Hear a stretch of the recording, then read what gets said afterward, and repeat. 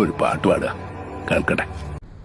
1 2 3 4 ഓറ്റിയെ കേറ്റിയെ സ്വർണം ചെമ്പായി മാറ്റിയേ. അത് മതി, അത്ര കേട്ടാ മതിയല്ലോ. ഞാൻ പ്രതിഷേധിച്ച് കഴിഞ്ഞിരിക്കുന്നു. ഇതിന് പേര് കേസ് കൊടുക്കാതെ കേസ് എടുത്തോട്ടെ.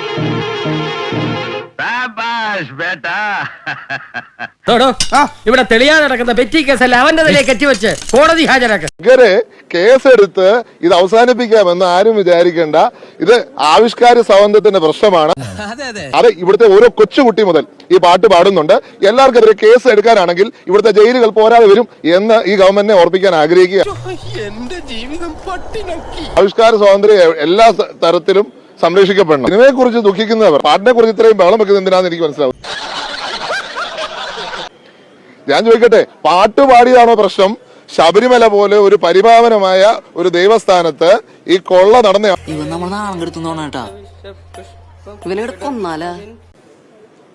അതിന് മറുപടി പറയട്ടെ. അതിനു മുമ്പ് ഇവിടെ അവിടുത്തെ ആചാരം ലംഘിച്ചതാണോ പ്രശ്നം, അതോ ഈ പാട്ടാണോ? പറഞ്ഞില്ലേ, ആർക്ക് ഇഷ്ടമില്ലാത്ത കാര്യം അവര് വിലക്കും. കാരണം അവരെ സംബന്ധിച്ച് അത് ബാധിക്കുന്ന ഒരു പ്രശ്നമാണ്. കണ്ടറിയണം കോശി, നിനക്കെന്താ സംഭവിക്കാതെ.